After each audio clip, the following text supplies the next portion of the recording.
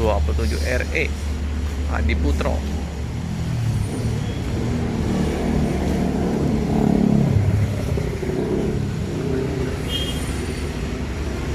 Masih belum dihidupin ya, karena jam setengah 10 kurang, ntar lagi.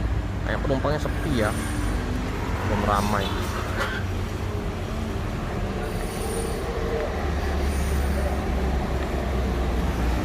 Untuk bus Sepastar dengan tentremnya ya, Avanti H7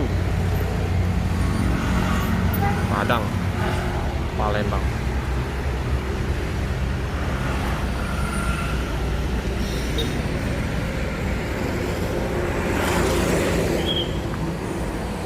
Double glass Bus 3 nih.